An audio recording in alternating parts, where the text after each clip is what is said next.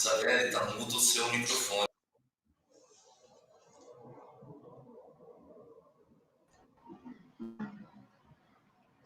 Boa noite a todos, bem-vindos mais uma vez ao primeiro Congresso Institucional de Diálogos entre Direito e Tecnologia. Na noite de hoje, nós teremos a professora Patrícia Tumo Martins Bertolin, que possui graduação em Direito pela Universidade da Amazônia, mestrado em Direito do Trabalho e doutorado também em Direito do Trabalho pela Universidade do estágio pós-doutoral na Superintendência de Educação e Pesquisa da Fundação Carlos Chagas. Atualmente, ela é professora adjunta da Universidade Presbiteriana Mackenzie, em São Paulo, onde ela integra o corpo docente permanente do Programa de Pós-Graduação em Direito Político e Econômico e é líder dos grupos de pesquisa Mulher, Sociedade e Direitos Humanos e Direito do Trabalho como Instrumento de Cidadania e Limite do Poder. Então, nesta noite, nós temos o imenso prazer de receber a doutora Patrícia Martins Bertolin, que trará a palestra sobre homeschooling e seus efeitos sobre o trabalho e a vida das mulheres. Então, neste momento, eu dou as boas-vindas à professora Patrícia Bertolin e passo a palavra à professora doutora. Muito obrigada, Isabelle. É uma grande alegria novamente participar de uma atividade na Universidade Federal do Mato Grosso do Sul, onde eu tenho um vínculo muito forte. Fiz bons amigos, mas, sobretudo, tenho a Isabelle, que foi minha orientada, foi minha orientanda de doutorado. Então, ela me representa. Fico muito contente de participar deste evento. Acho que é muito importante nós pensarmos esta realidade, esse nosso novo normal, né? Entre aspas, que de normal não tem nada, mas o que vai vir após essa pandemia Covid-19. E nada como a gente pensar o durante, né? Eu preparei uma apresentação, vou ser auxiliada na exibição da minha apresentação,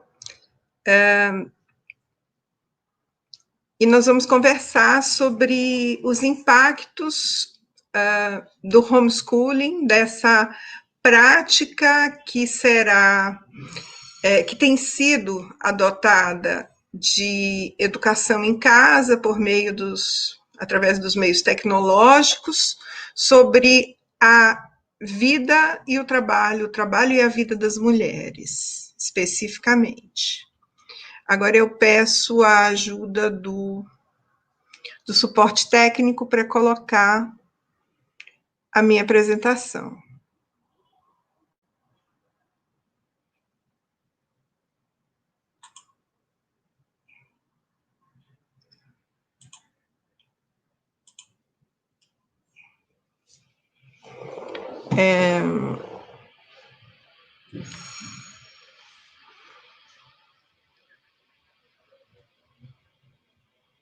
Eu não sei se eu estou conseguindo passar. Se alguém puder me dar um sinalzinho, eu agradeço. Estamos vendo, professor. Oi? Oi? Nós estamos vendo. Ah, então tá bom, estou voltando. Bom, a minha apresentação, ela começa com essas duas imagens, para que a gente reflita um pouquinho sobre a chamada divisão sexual do trabalho, sobre aquela ideia de que existe um lugar para homens e um lugar para mulheres. Isso desde os primórdios da civilização, em quase todas as civilizações. Essa ideia de divisão sexual do trabalho é uma categoria pensada por antropólogas, observada por antropólogos, inclusive o Lévi-Strauss, os mais importantes, mas apropriada por antropólogas marxistas nos anos 70, que observaram que não existe apenas uma questão de divisão de atividades, de tarefas de homens e de mulheres, mas existe uma hierarquização de tarefas. Tarefas de mulheres são menos importantes socialmente que as tarefas dos homens. E quando as mulheres foram em massa para o mercado de trabalho, elas não deixaram de acumular as tarefas que antes já lhes cabiam. Por isso eu coloquei essas duas imagens bem contrastantes. O homem concentradíssimo só no seu trabalho remunerado, e a mulher dividida entre o seu trabalho remunerado, ela está vestida aqui como uma executiva, como uma advogada, mas ela está dividida entre o seu trabalho remunerado e as tarefas da casa, né? A gente percebe que existem brinquedos, existem roupas, ou seja, a questão da maternidade o tempo todo presente na vida das mulheres. E antes do isolamento social, foi assim. As tarefas de cuidado cabendo primordialmente às mulheres. E aqui nós podemos dividir os cuidados em 3 categorias, digamos assim, né?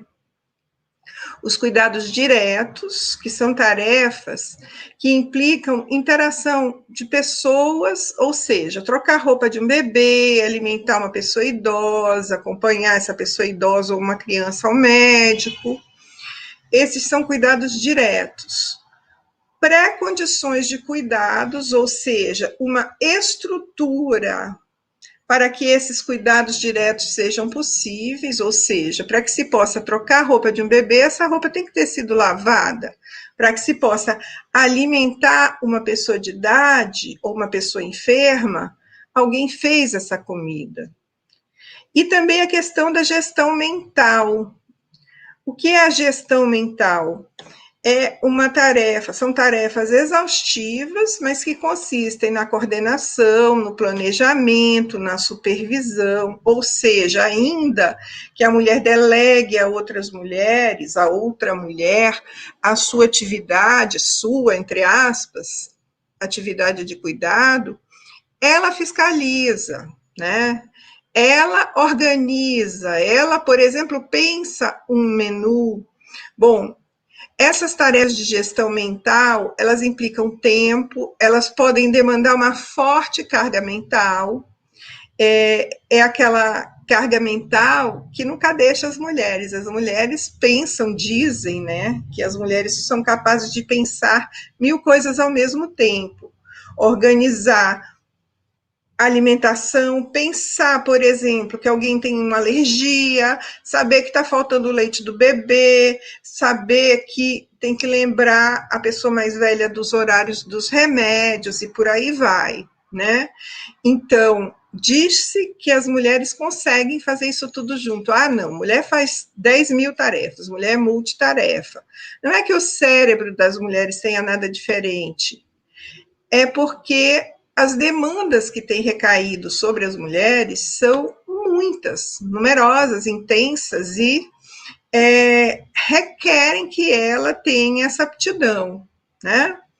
Então, tradicionalmente, esses cuidados, eles têm cabido às mulheres, e aqui eu coloquei duas facetas do cuidado, né? Os cuidados remunerados e os cuidados não remunerados. Os cuidados não remunerados é aquele trabalho dito reprodutivo. Eu sempre brinco com os meus alunos, eu digo, são aqueles copos que desaparecem misteriosamente do armário, aparecem dentro da pia sujos, e que depois desaparecem misteriosamente de dentro da pia, sujos e reaparecem limpos e secos dentro do armário. Esse trabalho que fez com que esses copos aparecessem limpos e secos no armário é um trabalho reprodutivo, não tem a ver com a reprodução humana, tem a ver com a reprodução das condições da vida humana,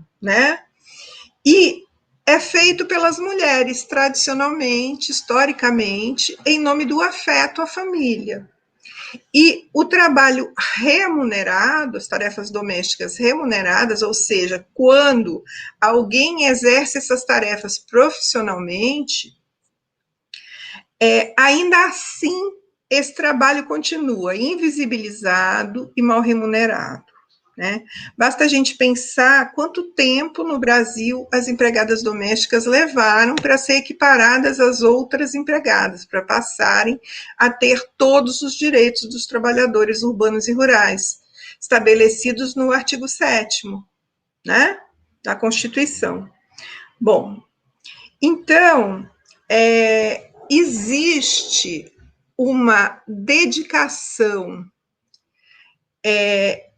em termos de horas semanais muito maior das mulheres do que dos homens aos trabalhos domésticos, aos trabalhos de cuidados, e aqui eu estou falando do trabalho não remunerado. Estou falando da dona de casa, do dono de casa, né?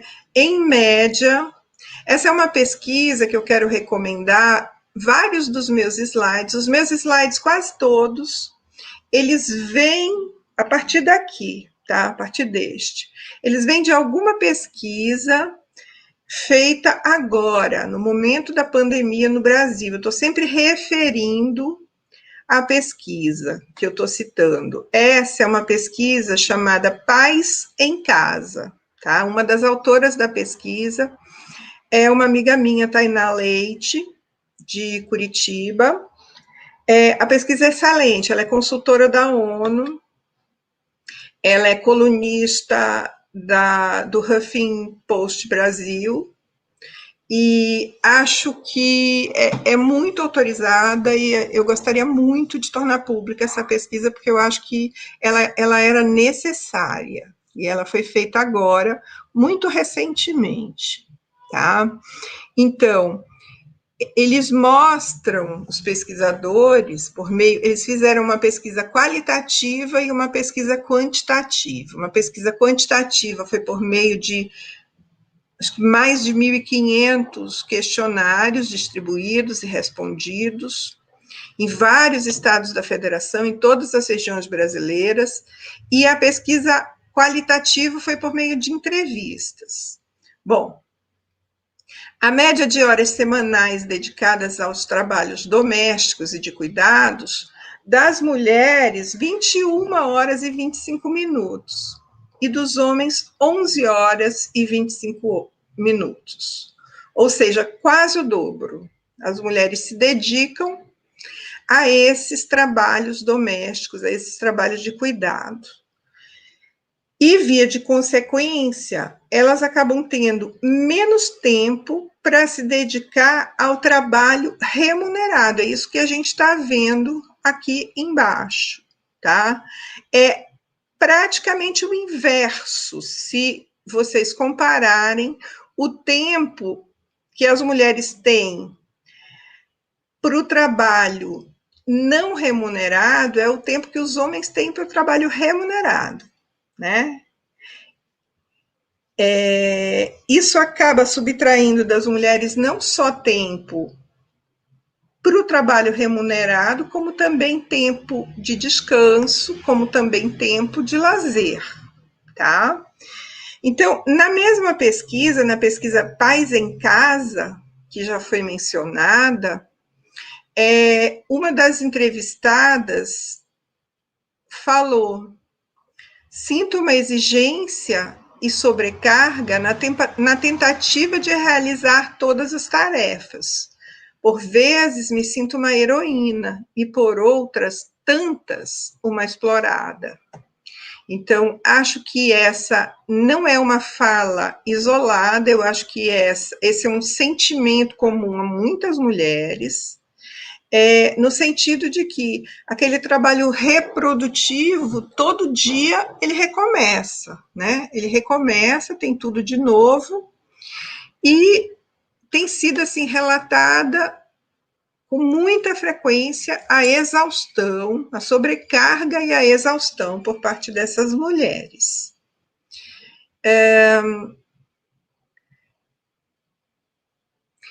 Essa mesma pesquisa, ela traz dados relativos à França, aos Estados Unidos e ao Reino Unido, tá? Dados que dizem respeito à participação dos pais nessas tarefas. Pais franceses participam mais das tarefas domésticas.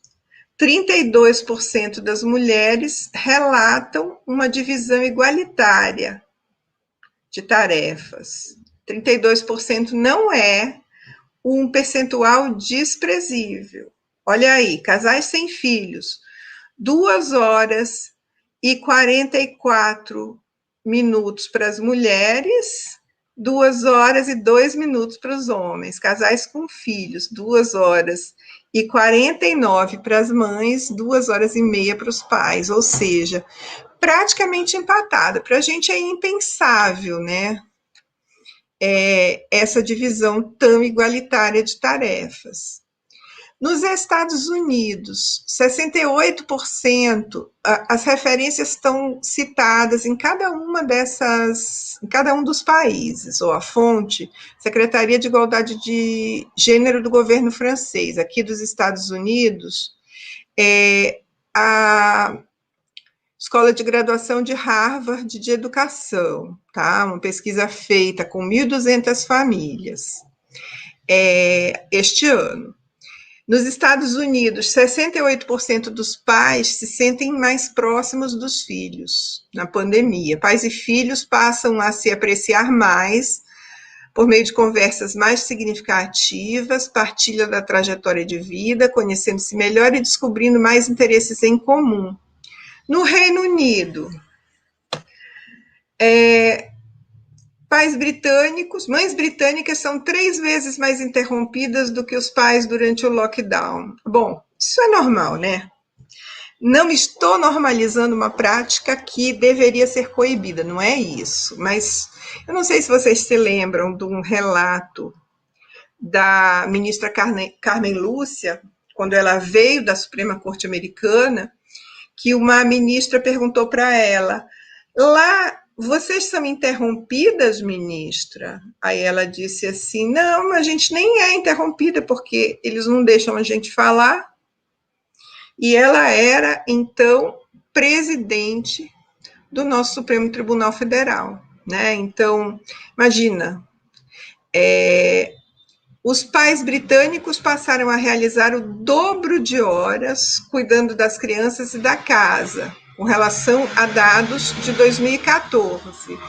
Mas as mães continuam trabalhando mais horas, além de serem frequentemente interrompidas. Trabalhando mais e ganhando menos, as mães britânicas realizaram em média de 1,7 horas a mais em cuidados com as crianças e 2,3 horas em trabalhos domésticos. Bom, de qualquer maneira, ainda é uma realidade bem mais igualitária do que a nossa. Essa pesquisa, ela perguntou, deixa eu abrir que eu acabei fechando. Isso. Ela perguntou, quantas horas gasta em trabalhos não remunerados por dia, tá? E aí a gente vai ver, olha, o homem com filhos, ele gasta 1 hora ou menos. Quem respondeu 1 hora ou menos? 13% dos homens. Só 4% das mulheres com filhos. 35% dos homens sem filhos, 18% das mulheres sem filhos. Olha o salto, né? Impossível uma mulher com filhos gastar 1 hora ou menos em trabalhos não remunerados por dia, né? De 1 a 2 horas, aí já cresce o percentual, ó. Homem com filhos, mulher com filhos, continua sendo uma minoria, né? Não tem um percentual aqui, mas continua sendo bem pequenininho, é lógico que gasta muito mais tempo. Homem sem filhos e mulher sem filhos, uma coisa quase equiparada, né? Pouquinho maior o homem sem filhos ainda. Aí 2 a 3 horas. Aí 2 a 3 horas a gente já começa a ver homem com filhos gasta 2 a 3 horas, muitos, né? Mulheres com filhos, ainda poucas. Olha aqui a disparidade, gente. Mais de 3 horas, os homens, 37% gastam mais de 3 horas, dizem. 63% das mulheres com filhos gastam mais de 3 horas. Homens sem filhos, só 7%. Mulher sem filhos, 20%, tá? Então, a gente vê que é muito determinante o fato da mulher ter filhos para que ela gaste um grande número de horas, né? Um grande número de horas semanais no trabalho não remunerado, nesse trabalho reprodutivo. Bom, a percepção de tempo gasto em atividades domésticas, né? Olha o que os pais disseram. O que está em amarelo, no primeiro círculo, que é o relativo às respostas dos pais, que a parceira passa mais tempo em tarefas domésticas e de cuidado com as crianças do que eles. Depois vem, você e seu parceiro passam o mesmo tempo. E depois vem, você passa mais tempo, é bem menor o percentual, 24%. Agora, as mães, 74% relatam que elas passam mais tempo gastando, ou melhor, passam mais tempo se dedicando a tarefas domésticas e de cuidado. 20% dizem que o tempo é igual, enquanto os homens dizem, 31% deles dizem que é igual, e só 6% dizem que o parceiro gasta mais tempo com essas atividades. Quem é o principal responsável pelas tarefas? E aí a gente vai ver por tarefa. Por que eles perguntaram isso?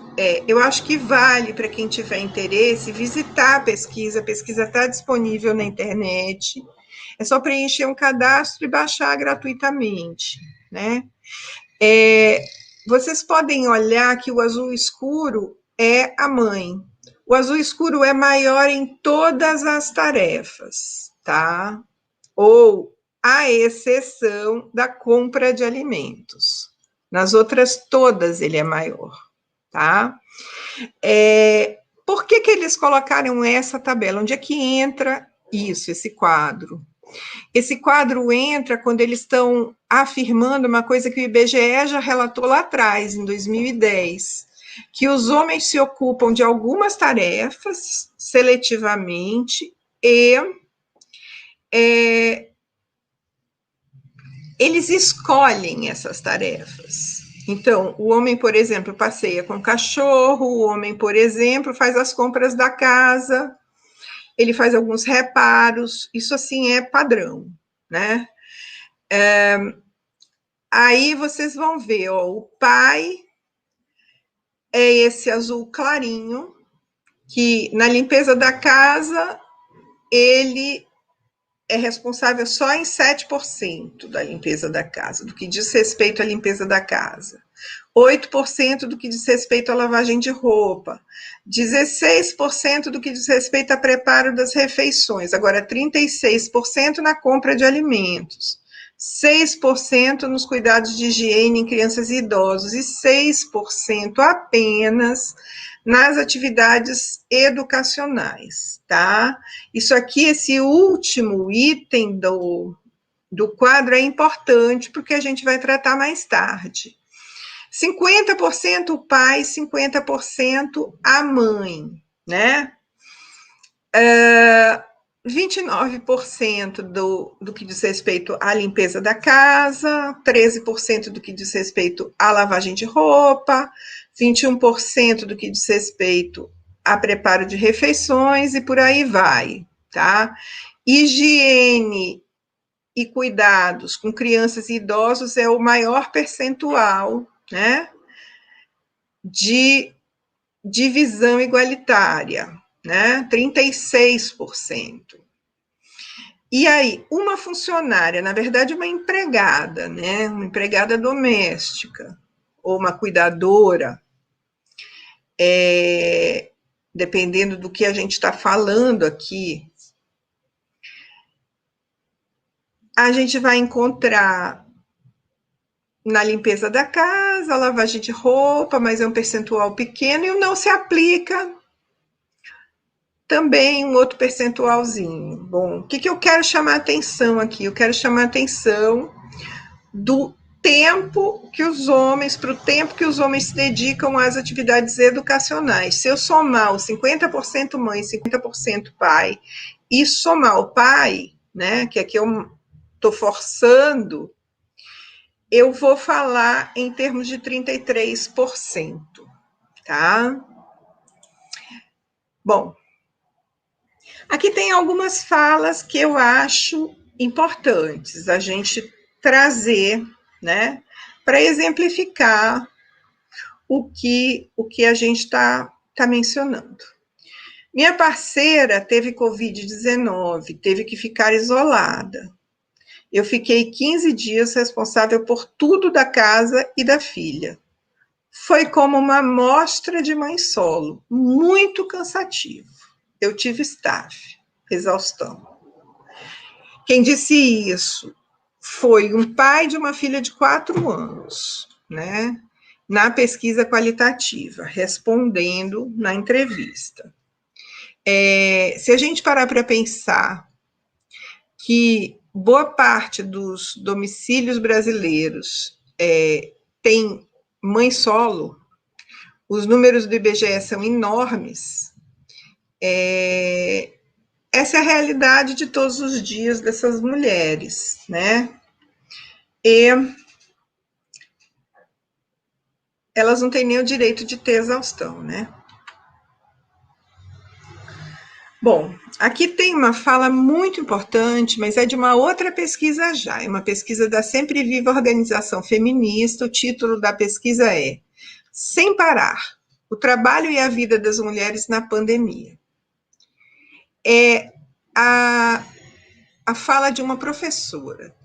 Ser professora, num momento como esse, fez com que o meu trabalho se multiplicasse. Eu trabalho em 2 instituições e a minha carga horária diária tem sido de, no mínimo, 12 horas em frente a um computador.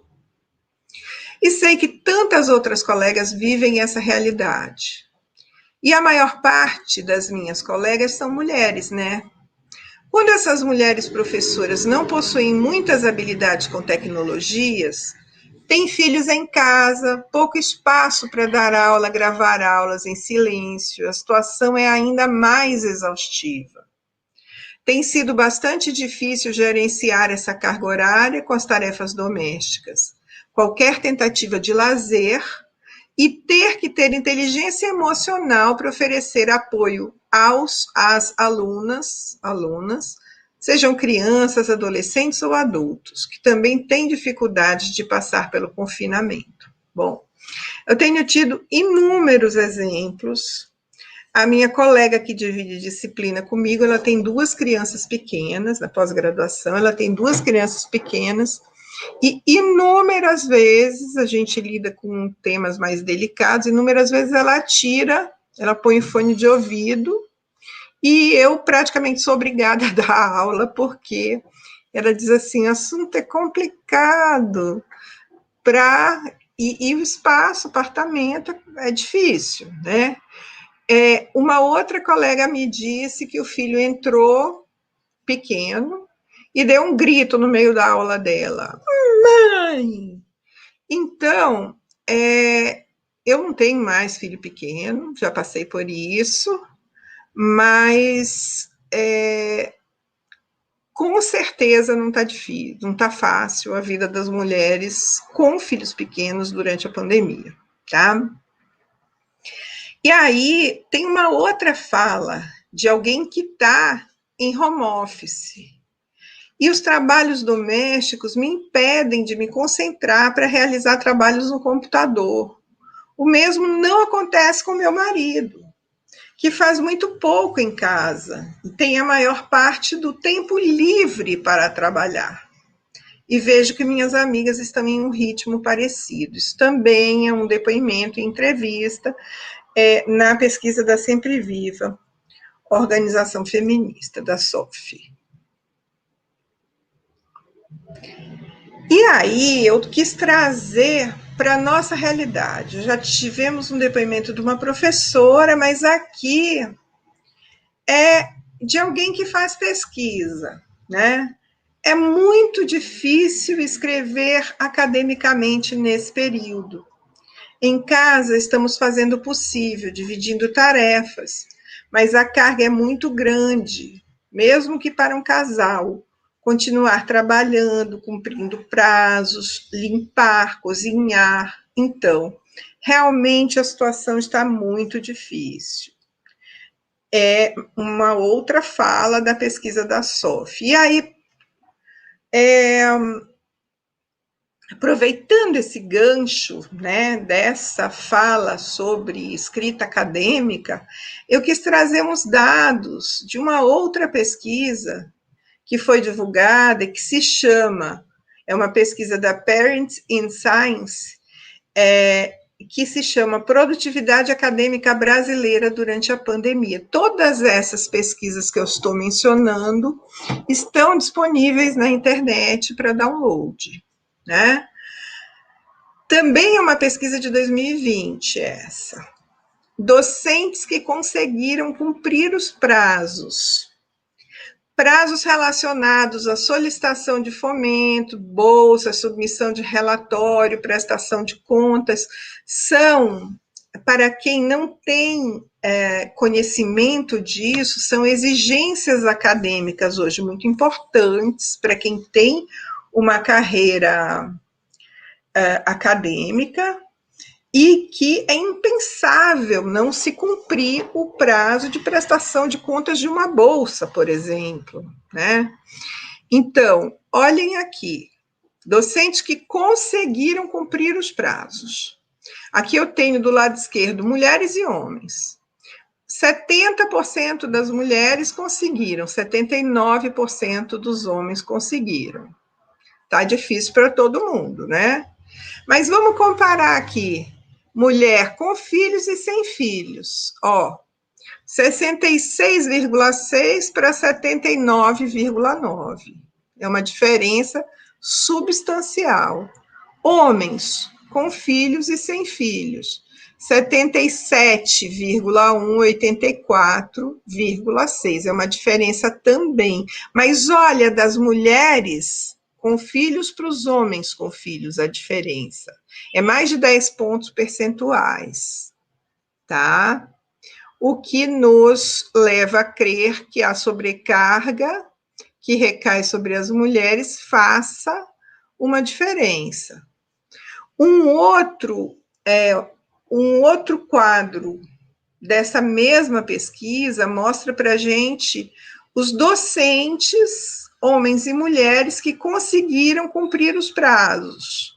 Mulheres, 70, homens, 79,6, mulheres, 70,4. Aí, olha, beneficiaram, isso assim são aqueles dados, mas olha aqui embaixo, beneficiaram-se com a prorrogação dos prazos. Mulheres com filhos, 43,9%. Homens com filhos, 32,9%. E o efeito da raça, do lado esquerdo, embaixo, a gente vê que piora ainda mais para as mulheres negras.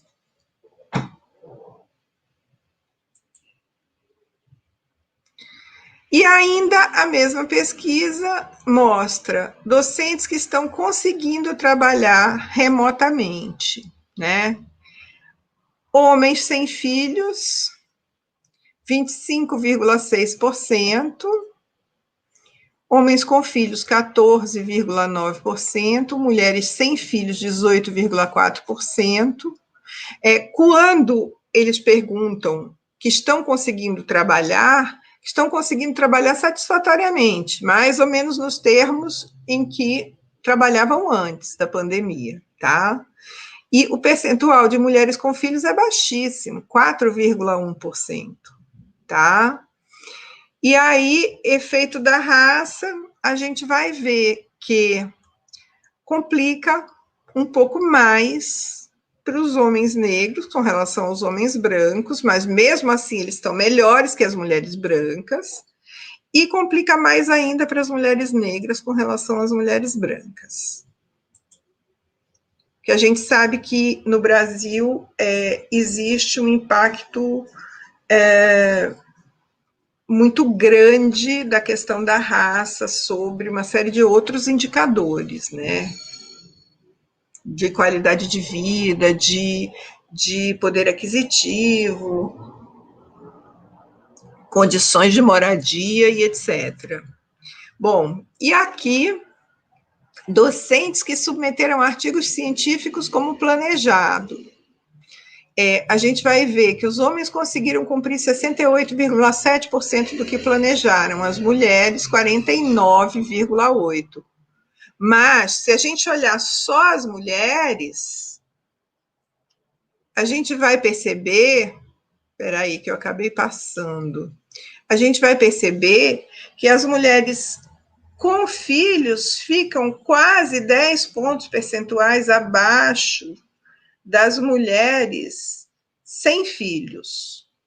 Ou seja, por mais que as exigências domésticas pesem para as mulheres de um modo geral, a maternidade pesa muito, né? E o efeito da raça, novamente, a gente vai ver, né? Homens brancos numa condição mais favorável, depois homens negros, depois mulheres brancas e depois mulheres negras, no que diz respeito à produtividade acadêmica, tá? Porque no que diz respeito a salário é um pouco diferente, isso eu me lembro muito bem daquele retrato das desigualdades de gênero e raça no Brasil, é um relatório também, do IPEA, que vale a pena consultar, apesar de já não estar tão atualizado.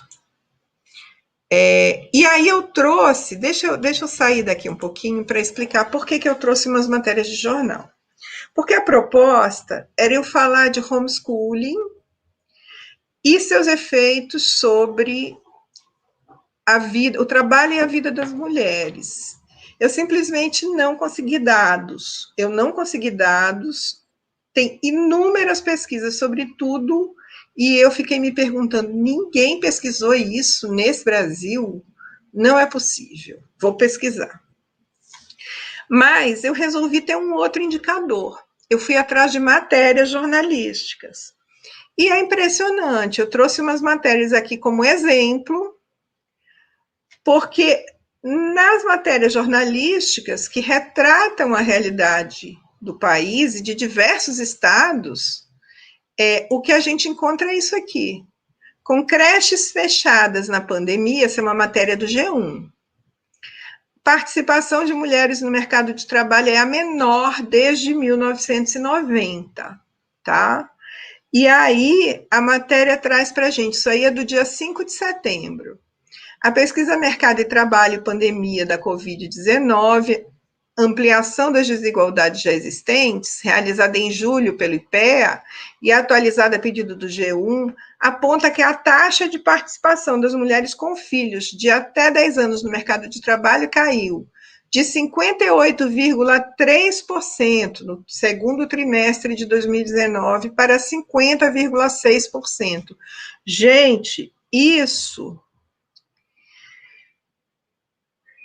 Desde 90 a gente não tinha dados tão ruins sobre o trabalho da mulher. Foi um salto para trás na história do mercado de trabalho. O último resultado abaixo de 50% foi registrado em 90%, calculou o pesquisador responsável do IPEA. Olha essa matéria. Até esse tipo de coisa fala que o ensino à distância cabe à mãe. É uma matéria, digamos assim, transcendental, é uma matéria sobre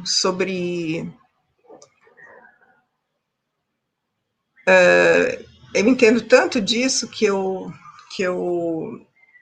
astrologia, né? Que tipo de mãe é você na hora de ajudar no ensino à distância? O Zodíaco explica. O isolamento social mudou nossas configurações de normal. O acúmulo de funções faz com que cada um reaja de uma forma. Veja o que o seu signo pode dizer sobre a forma na qual você auxilia as crianças nas aulas online. É uma matéria da Pais e Filhos, tá? Que pressupõe que é a mãe que acompanha o filho ou os filhos no ensino à distância.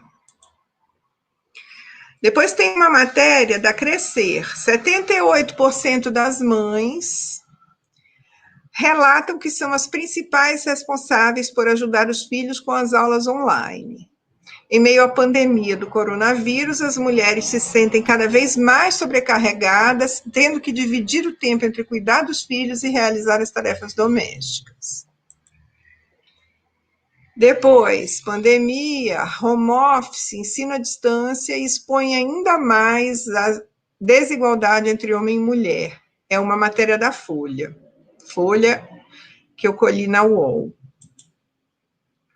E depois, Jornal de Piracicaba, mães apontam esgotamento de método de ensino na pandemia. Ou seja, a gente vê matéria sobre as mães sendo as principais responsáveis, 78% das vezes, né, das situações, pelo ensino à distância. A gente vê matéria sobre as mães apontando o esgotamento do método de ensino. A gente vê matéria, aqui também é da Folha, na periferia de São Paulo, mães tentam driblar falta de material para ensino à distância. 3 meses de ensino em casa, mães contam suas experiências. Como anda a educação à distância nos ensinos infantil e fundamental nesse período da pandemia? Conciliar trabalho, casa e família, desafio para as mães no isolamento, tá? Essa é uma matéria do RH para você, alguma coisa assim. Hoje em dia, com e sem aulas online, mães contam como lidam com os filhos em casa. Vocês estão vendo que eu estou fazendo um recorte que está considerando famílias cujos filhos estão com aulas online, porque existe uma margem de exclusão digital enorme do Brasil, né? Cerca de 1/3 das crianças, é um absurdo esse número, está fora disso, e aí são outros problemas, né? Que fazer com essas crianças sem escola, né?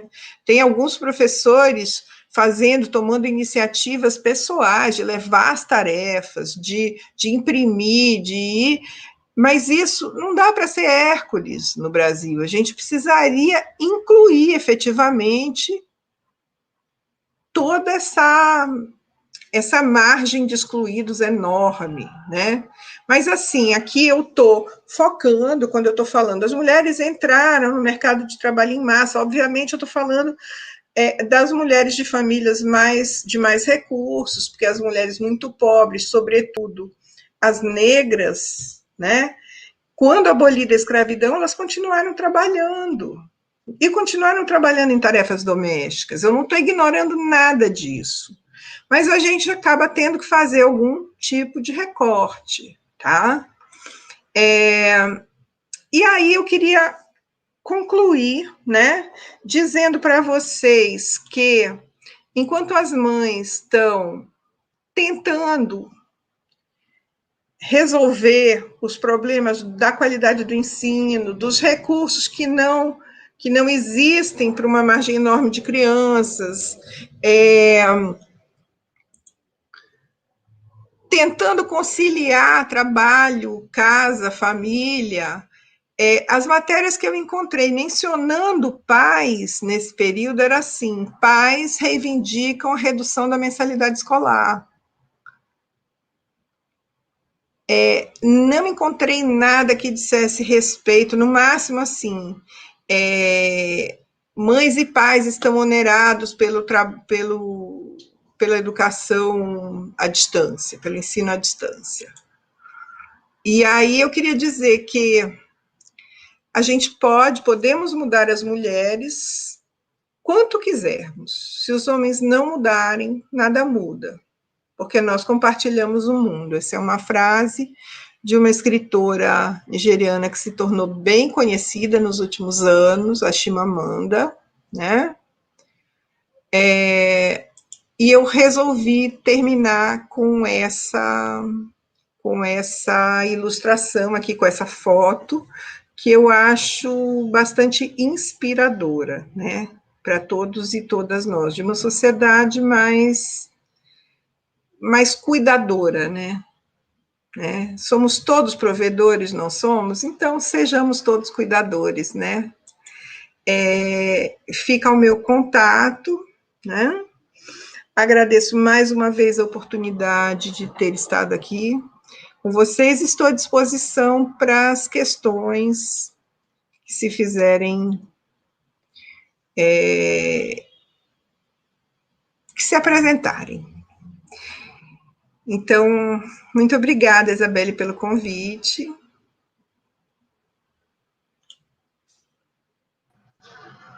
Pessoal, abro nesse momento para questionamento, se vocês tiverem, para a professora Patrícia, vocês podem fazer pelo chat. Enquanto vocês vão fazendo, eu faço algumas considerações. Professora Patrícia, minha eterna orientadora, né? A gente diz, eu e Fernando Bertoncello dissemos que é a nossa mãe acadêmica, e enquanto você falava, eu me vi nisso tudo, porque eu sou mulher, sou negra, sou mãe solo, de uma criança também de 4 anos, sou professora universitária, e eu estou vivenciando a estafa e outras tantas dificuldades que foram aqui apresentadas na sua exposição. Então, hoje eu participei de uma aula do mestrado, como professora convidada, e no meio da aula minha filha entrou e gritou pedindo bolacha doce, aí tive que desligar o som. Então, bem isso, né? Ainda bem que a professora da disciplina conhece ela e falou, não, Isabelle, desliga o da assistência para ela e retornei. Com relação à produção acadêmica, uma colega que faz doutorado em Coimbra me convidou para escrever com ela para o evento na Universidade de Lisboa, que foi onde eu estudei, onde eu fiz meu mestrado. Minha resposta foi não, porque eu estou sobrecarregada, né? E está sendo colocado. Então, assim, o seu tema é extremamente atual. Eu vi alguns comentários aqui dos alunos, né? Dizendo que são muitas as opções de pesquisa posteriormente, é verdade. Então, quem está pesquisando, como PIBIC, TCC, está faltando ideias, a professora Patrícia que trouxe algumas. Muitas. Essa Covid, né? Então, é o estresse, é a ansiedade, é a depressão. Eu acho que nunca se viu, há muito tempo, tantas pessoas procurando psicólogos, tratamento psiquiátrico. Nós estamos trabalhando triplicados, nós que somos professores. Então, assim, nós tivemos que nos reinventar. Nós somos de uma outra geração que não é a geração dos nossos alunos. Eu tenho aluno de 17 anos. Muitos dos nossos colegas estão na casa aí, não vou falar a idade, muitos, alguns poucos nos 30, uma boa parte nos 40, alguns já estão nos 50, e aí a gente teve que se reinventar na parte tecnológica. Eu estou com 50 com 30 de sala de aula. Pois é, e Não a gente tem faço que se mais reinventar, contas. né? Então, por Então, exemplo, eu sou analógica, eu não sou digital, não tem mas eu jeito. Essa também não apresentação, sou. essa apresentação bonitinha no Canva foi graças à minha filha tecnológica, porque ela estava dando sopa, falei, vem aqui, Eu vi no vem aqui me início, ajudar. né, na hora que a gente estava fazendo os testes. Então, assim, a gente está se reinventando. Então, Sim, a Heloísa Portugal é uma das mais tecnológicas, que é da CPTL, Três Lagoas.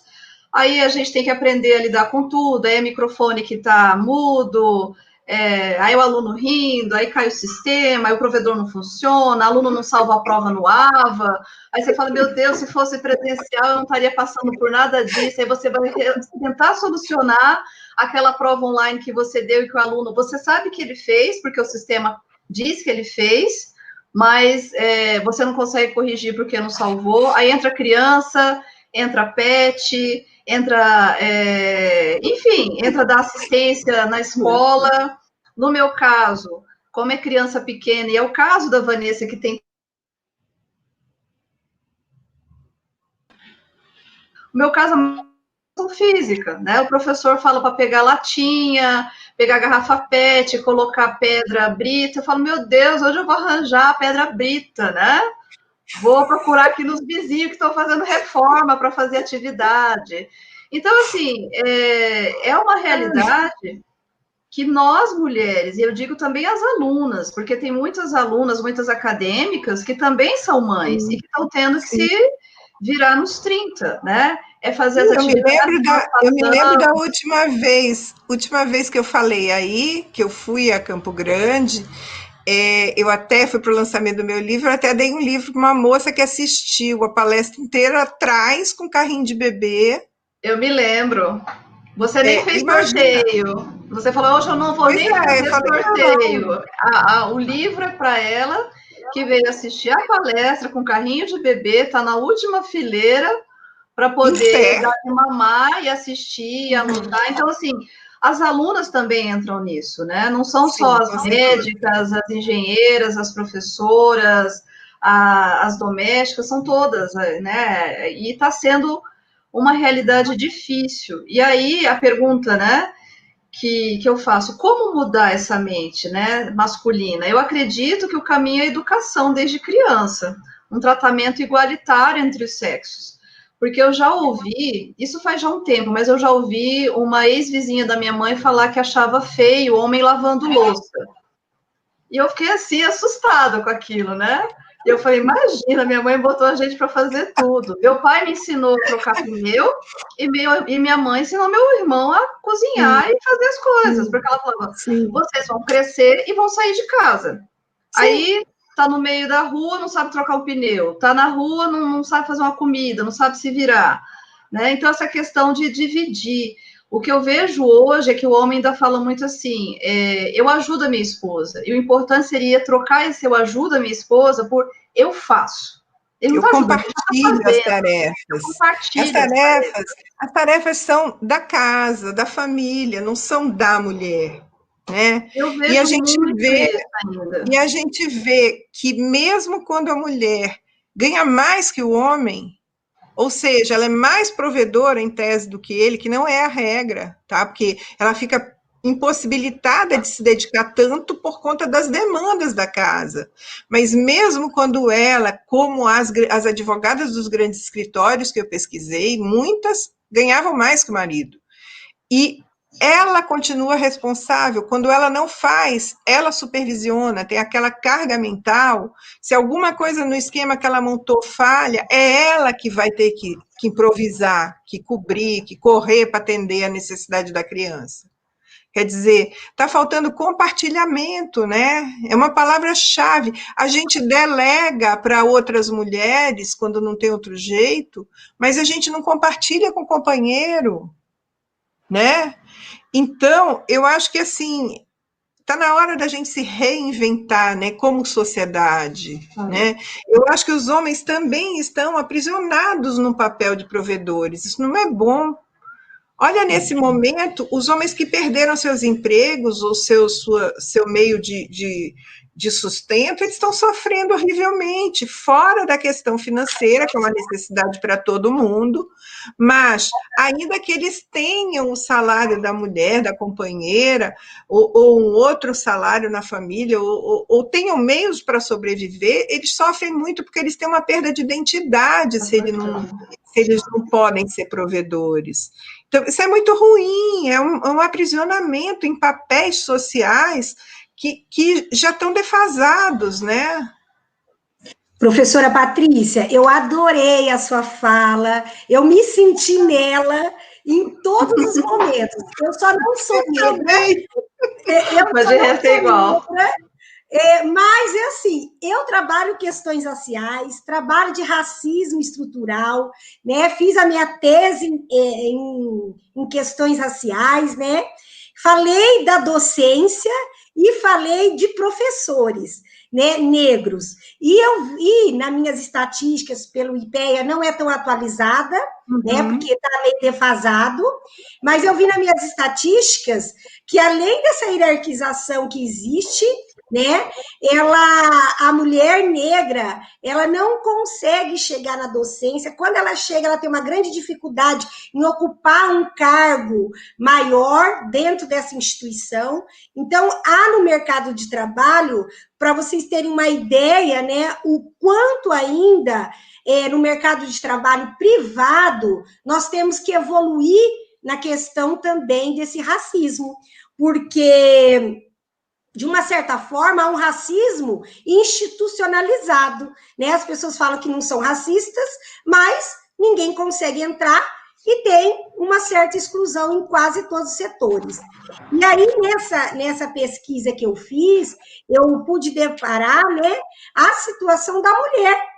Então, quando a gente vê, num estado que a gente está vivendo, de pandemia, né, de isolamento social, com toda essa sobrecarga de trabalho, eu tenho 3 filhos, né, e hoje a gente falando sobre esse desafio do ensino remoto e à distância, eu vou me colocar no papel de mãe, educadora, né, docente, no papel de mãe de uma adolescente que está tentando estudar medicina, de 20 anos, prestar um vestibular, né, que para ela tem uma autodidática, ela consegue muito bem trabalhar, a geração, né, essas tecnologias muito bem, então não está tendo muito prejuízo, e gêmeos de 12 anos.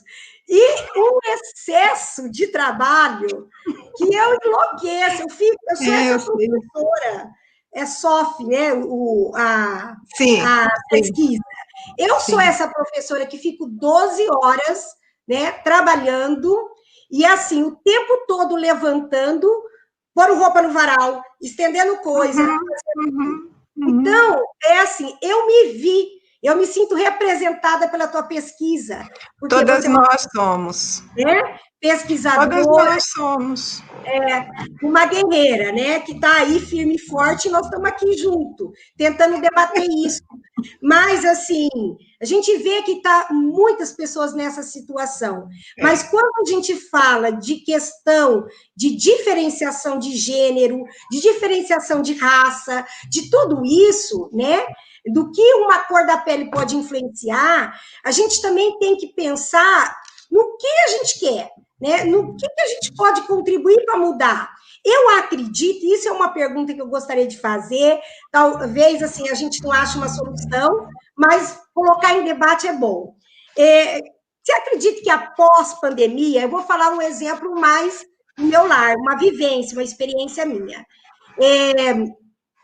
A gente vê muito distintamente o homem provedor, né? A gente vê isso na sociedade, e a mulher ali contribuindo, né?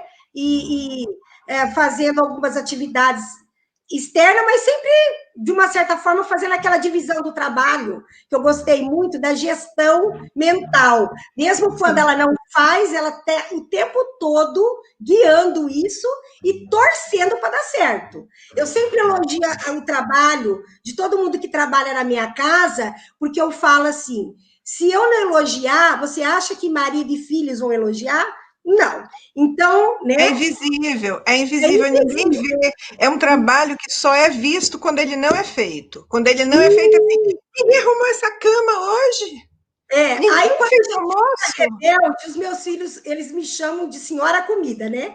Então, meus filhos olham para mim e falam, mãe, tem o quê para comer? A senhora tá brava hoje?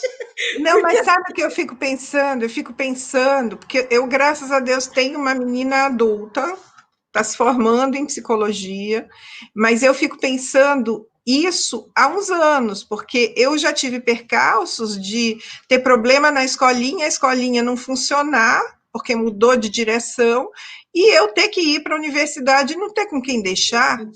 Aí uma aluna, eu fui para a universidade com ela, pequenininha, uma aluna, uma ex-aluna, que já estava um semestre adiante, catou ela pela mão, levou embora, já pensou?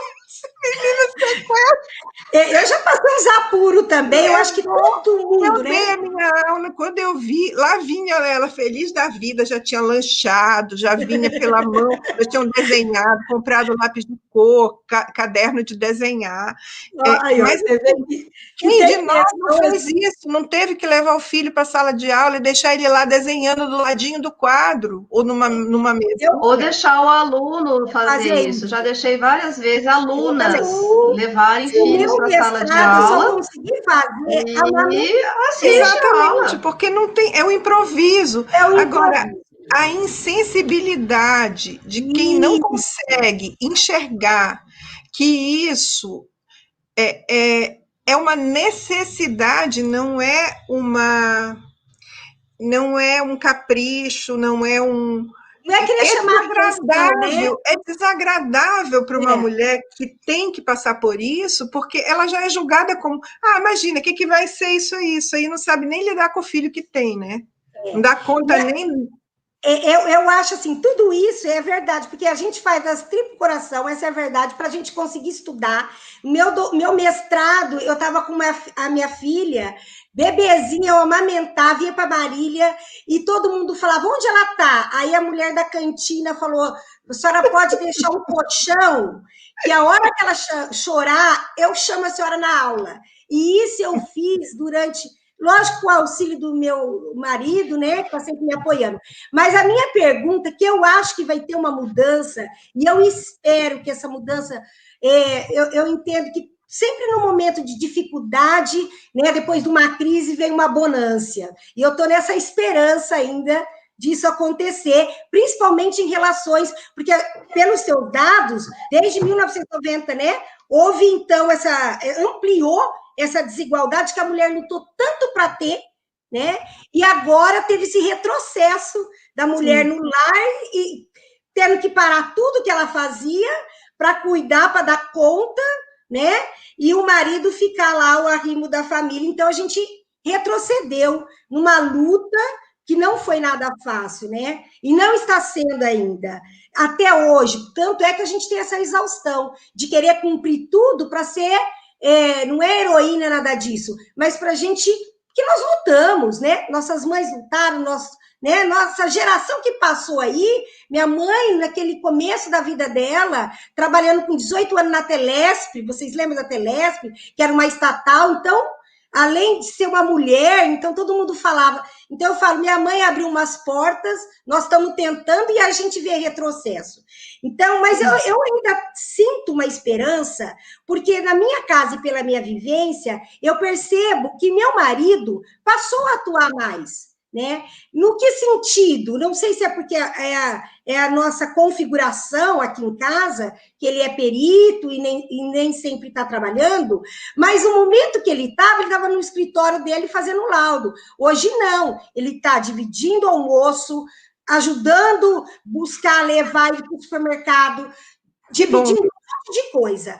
Ele sempre me ajudou muito, mas agora muito mais intensivo, porque eu também cobro, né?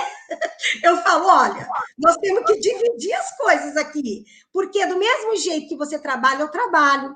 Apesar deles não entenderem essa invisibilidade, mesmo sendo marido, né? Estando junto há tantos anos, os filhos vendo o sacrifício que você faz, a gente é invisível.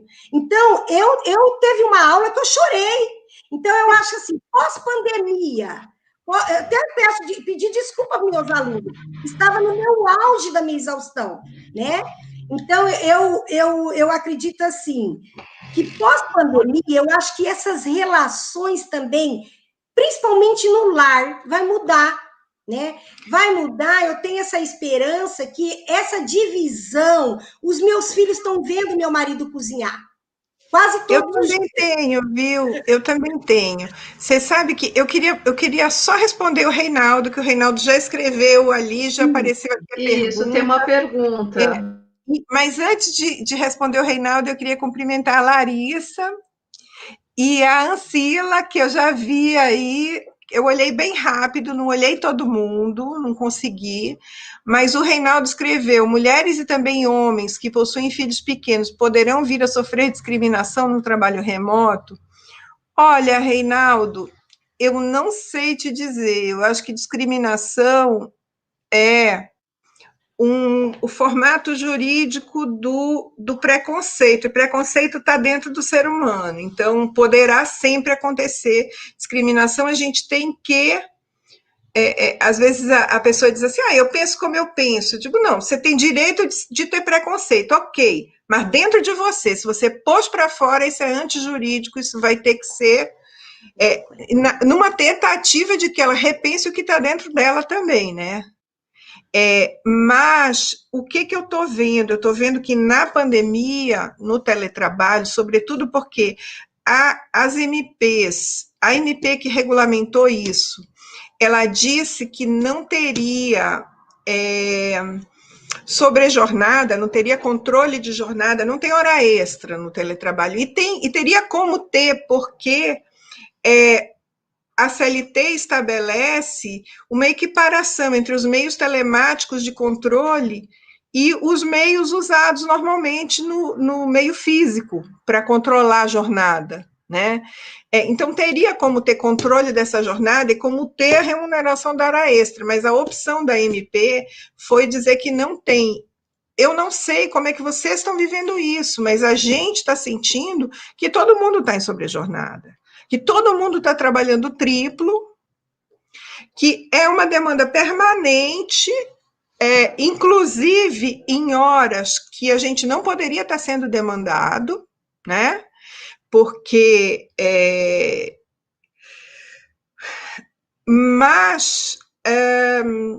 então, na verdade, está sendo todo mundo colocado no mesmo pacote e o trabalho está sendo extraído assim até a última gota, né?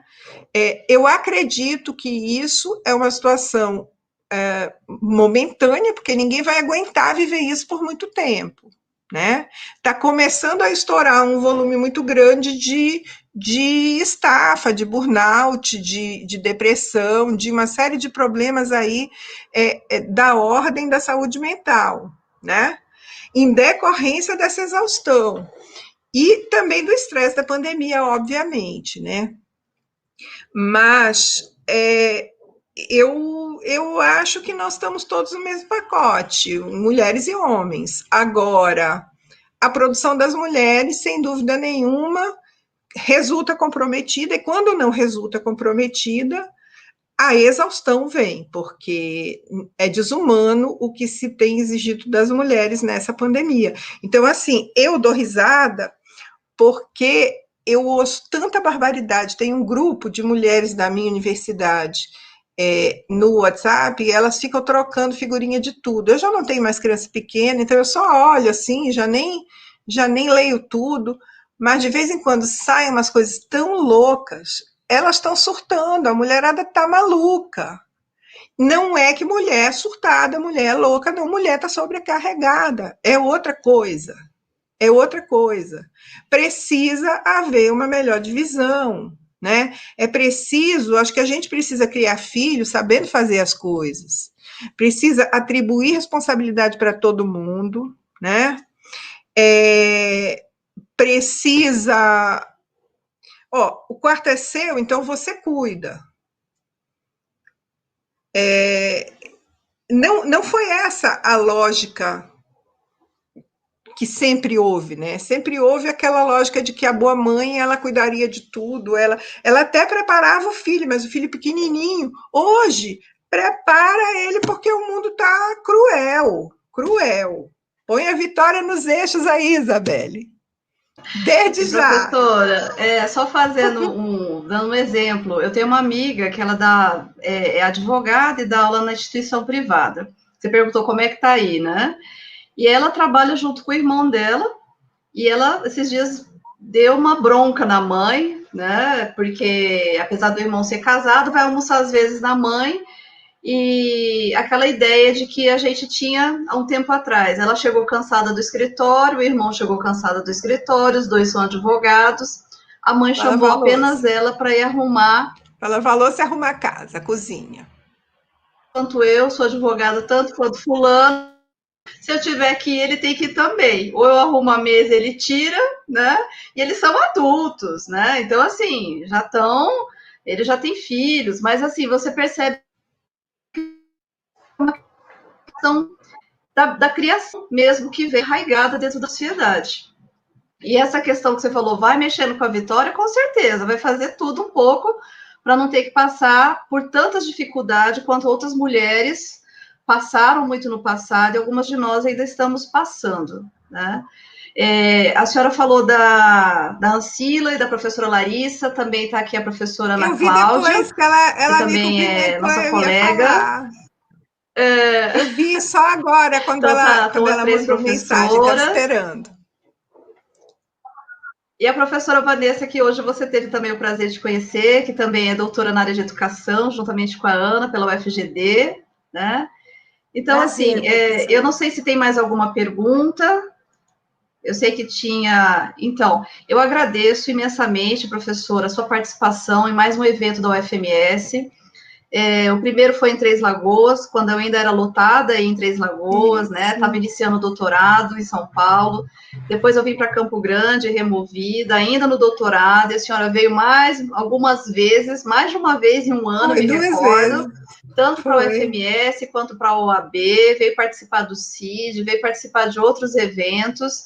Então, assim, saiba que é um carinho imenso tê-la conosco novamente, tanto aqui no campus de Campo Grande, quanto no campus de Três Lagoas. E eu até brinquei. Hoje eu vou lá para o Mato Grosso do Sul. E como a gente está com o tempo um pouquinho curto, vou expor aqui para os que se inscreveram nessa palestra. Essa primeira palestra ela foi extensa, porque a segunda palestra ela seria ministrada pela professora Eugênia Portela.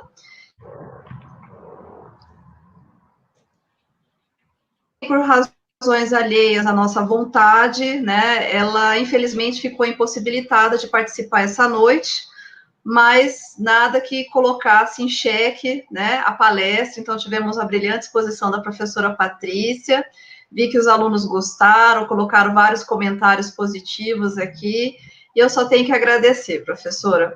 Seja muito bem-vinda outras tantas vezes. Eu também gostaria de agradecer a oportunidade de conhecer também a professora Patrícia hoje. Eu, assim, a professora Isabelle já tive o prazer de conhecê-la, trabalhar juntos, né?